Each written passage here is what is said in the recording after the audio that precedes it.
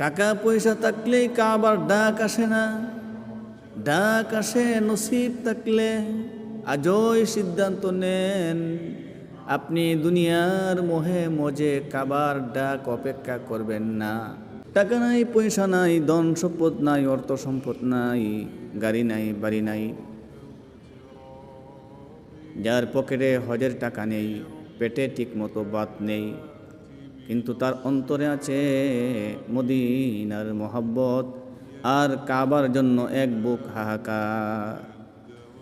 সে তাহাজ্জুদে কেঁদে কেঁদে মাওলাকে বলে, ওগো আমার মাওলা, তুমি কি আমাকে তোমার ঘর না দেখিয়ে দুনিয়া থেকে বিদায় করে দিবে?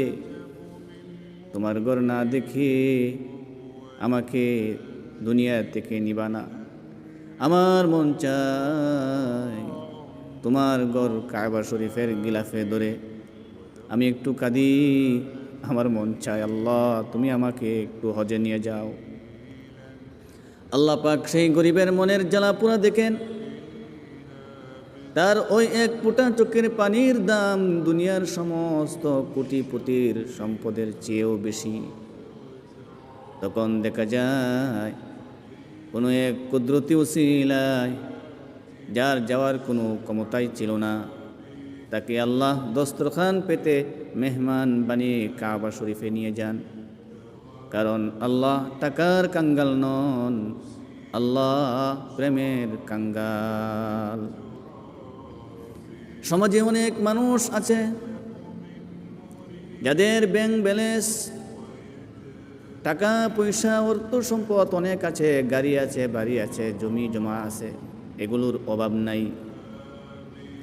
আপনার ওপর হজ ফরজ হয়েছে বহু বছর আগে, অথচ হজের কথা বললে সে বলে আগে ছেলেটাকে মানুষ করি, মেয়েটাকে বিয়ে দেই, বাড়িটা একটু ডেকোরেশন করি, জায়গা জমিনটা একটু বড় করতে হবে, সংসারটা একটু পরিবার গুছিয়ে নেই, তারপর হজ করব।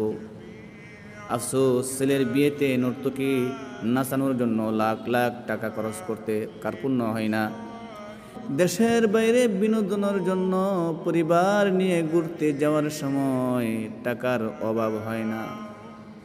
জন্মদিনের অনুষ্ঠান বা জাঁকজমকপূর্ণ পার্টিতে পানির মতো টাকা ঢালতে পারেন, কিন্তু যখনই আল্লাহর ঘরের কথা আসে, যখনই হজের কথা আসে, তখন শয়তান এসে আপনার পকেটে টান মারে, তখন আপনার অভাব দেখা দেয়।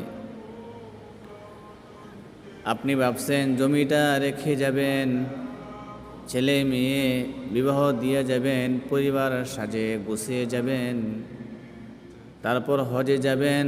আপনি কি জানেন আজরাইল আলাইহিস সালাতু ওয়াস সালাম আপনার ওই জমির দলিলে সই করার অপেক্ষা নেই? আপনি কি ভাবছেন সন্তানের বিয়ে দিবেন? হয়তো সন্তানের বিয়ের আগেই, পরিবার গুছানোর আগেই আপনার কাফনের কাপড় হাজির হয়ে গেছে, আপনার জানাজা পড়ার সময় হয়ে গেছে। এখন হজে যাইতে চাইলেও আর সময় নাই, সময় শেষ হয়ে গেছে। শুনুন, রাসূলুল্লাহ সাল্লাল্লাহু আলাইহি সাল্লাম কঠোর হুঁশিয়ারি দিয়ে বলছেন, যার উপর হজ ফরজ হয়েছে অথচ সে হজ না করেই মারা গেল, সে ইহুদি হয়ে মারা গেল নাকি নাসারা হয়ে মারা গেল, তাতে আল্লাহর কোনো কিছু আসে যায় না। ভাইরা আমার, টাকা পয়সা থাকলেই কাবার ডাক আসে না, ডাক আসে নসিব থাকলে। আজই সিদ্ধান্ত নেন, আপনি দুনিয়ার মোহে মজে কাবার ডাক অপেক্ষা করবেন না। ওই গরিব মানুষটার মতো অন্তরটাকে বিকুল করুন। যদি আপনার সামর্থ্য থাকে তবে আজই হজের নিয়ত করুন। মনে রাখবেন, হজের টাকা খরচ করলে কমে না, বরং আল্লাহ আপনার সম্পদে আরও বরকত বাড়িয়ে দেন। অনেক মানুষ এমন আছে যাদেরকে হজের কথা বললে আমি যদি এখন হজে যাই তাহলে চুরি করতে পারবো না, চুরি করা ছেড়ে দিতে হবে। আমি যদি এখন হজে যাই তাহলে মিথ্যা কথা ছেড়ে দিতে হবে।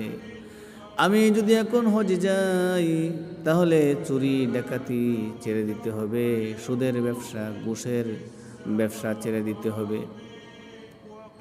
এই ভয়ে অনেকেই হজ করতে যায় না। আবার বলে যে জীবনটা তো এখনো শেষ হয়ে যায় নাই, এই বয়সে কিছু একটু এনজয় করে নেই, এরপরে যখন বয়স হয়ে যাবে তারপরে যাব।